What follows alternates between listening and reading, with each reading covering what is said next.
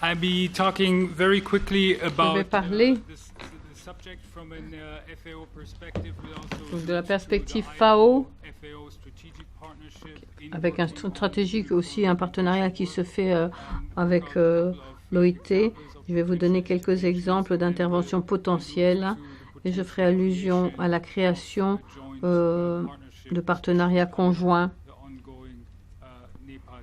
en particulier dans le cadre du NEPAD. Quelque chose sur lequel j'aimerais insister, la FAO est l'organisation qui travaille dans le domaine de la sécurité alimentaire, évidemment.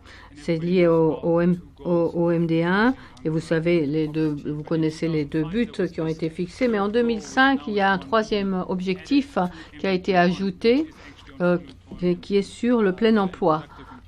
Un emploi complet et productif, y compris donc pour les jeunes et les femmes. Donc c'est un objectif supplémentaire qui nous montre qu'on a vraiment compris que pour atteindre cet objectif de réduction de pauvreté et la sécurité alimentaire, il faut les moyens de le faire.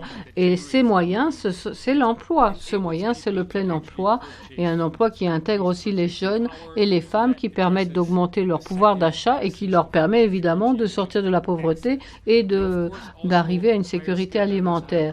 Il faut de meilleurs niveaux de formation, une meilleure productivité de l'agriculture. Évidemment, il faut donc permettre l'accès au marché des produits agricoles. Il faut permettre une meilleure formation des exploitants agricoles, des petits exploitants. Donc en tant que tel, c'est l'emploi qui est important, pas simplement au niveau quantitatif, mais aussi au niveau qualitatif. C'est l'emploi au niveau qualitatif qui est important, avec évidemment tout ce qui est lié à cela, la sécurité sociale, etc., etc. C'est quelque chose qu'il faut mettre en place pour pouvoir créer des emplois vraiment durables qui permettent une amélioration de la qualité de vie, en particulier des jeunes dans les zones rurales. Alors pourquoi les jeunes?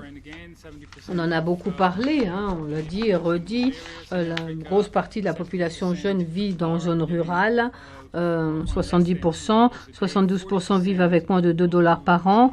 Une grosse partie de ces jeunes sont au chômage en Afrique subsaharienne. Donc ce sont des caractéristiques du jeune. Le jeune africain est pauvre, il vit en milieu rural, il est peu éduqué, il s'agit souvent de femmes et les perspectives d'emploi sont très limitées pour lui. Alors, en Afrique subsaharienne, nous avons un taux de chômage pour les jeunes qui est 2 fois supérieur à celui des adultes. Pour le reste de l'Afrique, vous avez les chiffres ici de cela. Les taux de participation sont de 20 à 25% en dessous par rapport aux adultes. Là, ce que vous voyez, c'est mon transparent préféré. Ça vient du programme dont a parlé le Dr Mayaki dans sa présentation. Là, on nous montre qu'en Afrique de l'Est, les jeunes qui arrivent sur le marché, c'est dans les années 80, ces jeunes déclinent ce taux. On a pour l'Afrique, l'Asie du Sud et l'Asie centrale, on a par contre une augmentation du nombre de jeunes. Mais en Afrique, c'est en rouge, on a en fait une augmentation continue de jeunes qui entrent sur un marché du travail dans toute l'Afrique subsaharienne qui ne leur offre aucune possibilité. Jusqu'à 2005,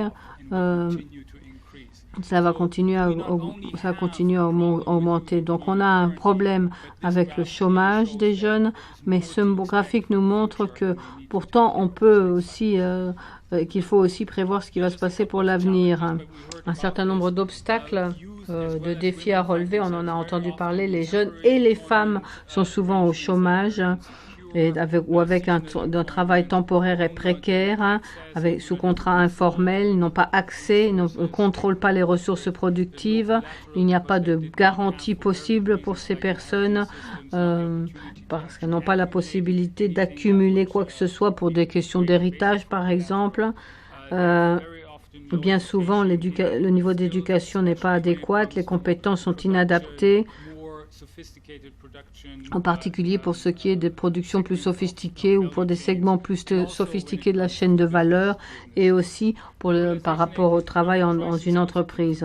La crise économique est un problème pour tout le monde, mais c'est surtout un problème pour ceux qui sont déjà désavantagés, qui ne peuvent pas agir sur les marchés.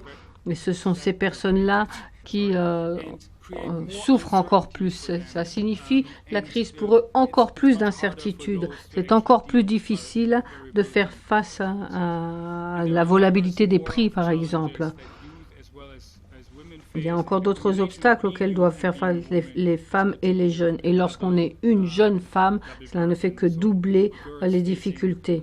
Les jeunes filles ont donc un problème d'accès à l'éducation, de manque de formation. Elles sont désavantagées pour ce qui est de l'accès au marché. Elles sont désavantagées par rapport au contrôle des ressources.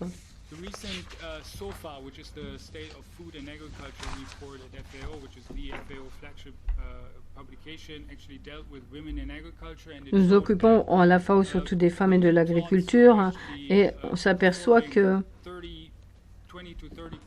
les exploitations des femmes sont à 20 à 30% en dessous du niveau de productivité des terrains exploités par les hommes. Et ce n'est pas que les femmes soient de mauvais agriculteurs, c'est simplement parce que les femmes n'ont pas l'accès aux ressources suffisantes et au contrôle sur ces ressources. Et ce fossé d'accès, c'est là-dessus que nous voulons travailler pour arriver à une meilleure productivité, à une meilleure performance. On pourrait avoir un gain de productivité de 20 à 30% pour les femmes, ce qui permettrait une augmentation importante du PIB, ce qui entraînerait évidemment de manière globale plus de croissance économique, plus de bien-être, plus de richesse, et cela ferait baisser le nombre de personnes souffrant de la faim. Nous avons une publication conjointe, si vous voulez revenir en arrière, entre le FAO, l'OIT et FIDA sur les femmes et l'emploi rural. Nous faisons allusion à ce genre de problèmes, aux problèmes liés à l'infrastructure, etc. En tant que FAO, nous travaillons sur l'emploi des jeunes par le biais de formations conviviales pour les jeunes. Nous nous sommes concentrés sur les associations de jeunes agriculteurs avec des coopératives pour aider la participation des jeunes, pour avoir la participation de plus en plus de jeunes qui participent à ces associations d'agriculteurs. C'est absolument pour nous primordial pour donner aux jeunes la possibilité de participer, d'accéder au marché, de se développer. Nous pensons qu'il faut un soutien adéquat pour vraiment les aider à déployer leur plein potentiel.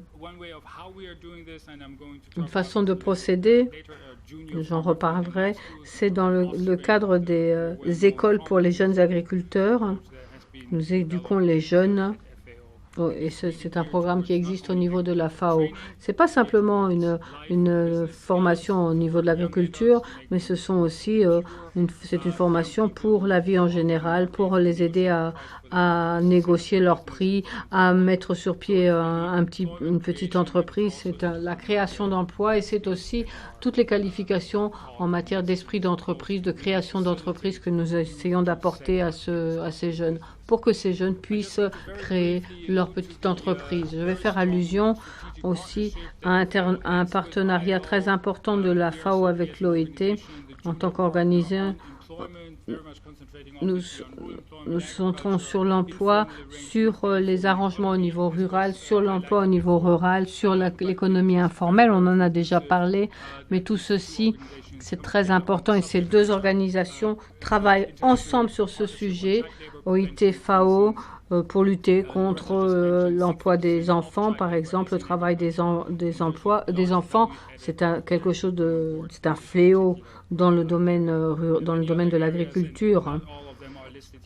Tout n'est pas repris ici, il y a bien d'autres domaines où il y a un partenariat très étroit entre l'OIT et la FAO.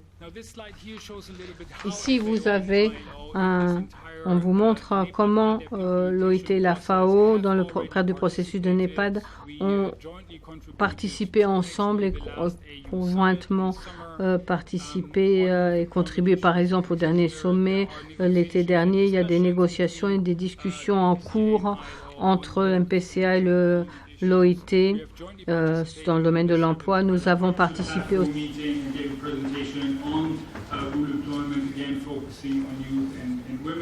We have participated again, both agencies, in the Rural Futures strategic briefing that Dr. Mayaki has mentioned, and we are now in vivid discussions and development of new partnerships explicitly on decent employment, and also creating a technical cooperation program that could be programme de coopération qui pourrait être une des nouvelles initiatives phares pour vraiment avoir une approche viable à l'avenir. Alors, les approches pour la création d'emplois pour les jeunes sont nombreuses. Je ne vais pas rentrer dans les détails. On vous a mentionné l'OIT où il y en a pratiquement 50 approches différentes. Donc, les approches potentielles, elles sont là, elles sont nombreuses, elles ne manquent pas. Si vous voulez continuer au transparent suivant, ça c'est par exemple une initiative Commence ta propre entreprise. Ça a été mis en place dans quelques 90 pays. Ensuite, il y a les écoles pour les jeunes agriculteurs. On a quelques 2 millions d'agriculteurs qui y ont participé.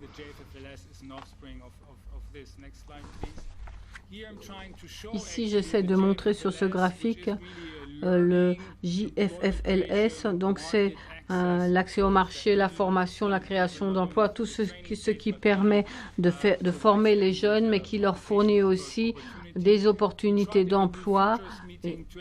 À l'avenir, nous essaierons de lier cela avec les différents domaines d'intérêt.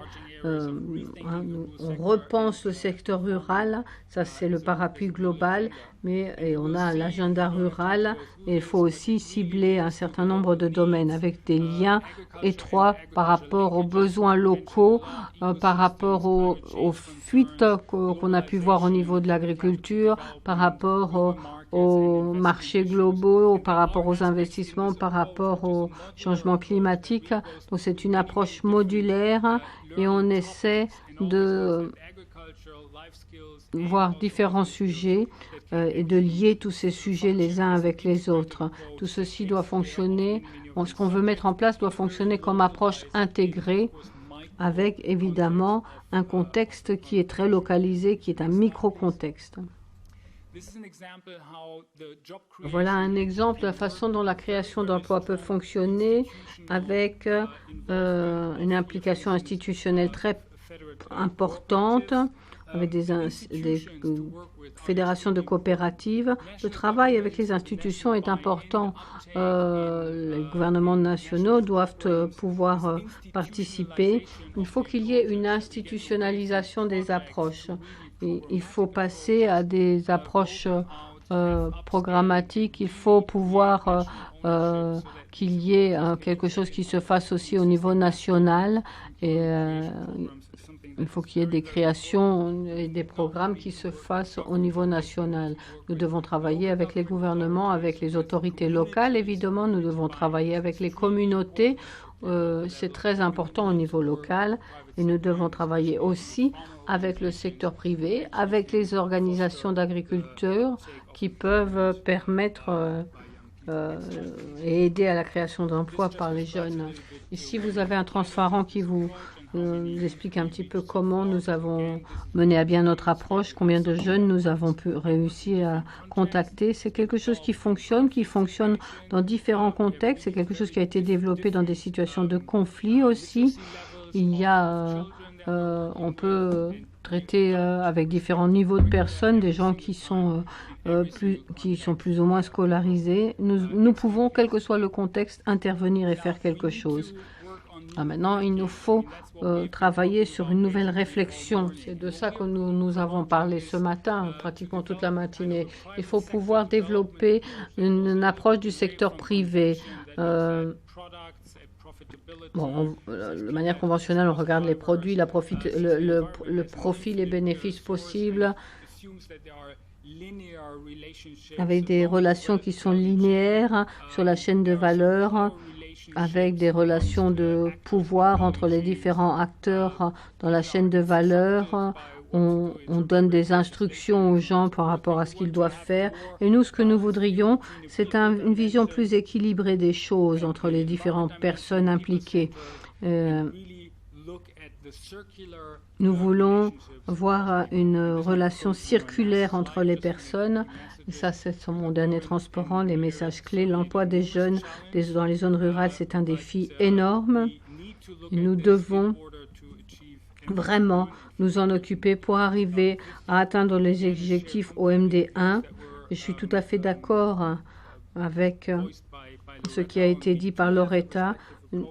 Il y a différentes approches, elles sont là, il y a les connaissances, nous avons les institutions pour mettre tout cela en place. Il faut vraiment qu'ensemble, nous planifions tout cela de manière cohérente et que nous coordonnions mieux nos actions pour que ceci soit mis en œuvre.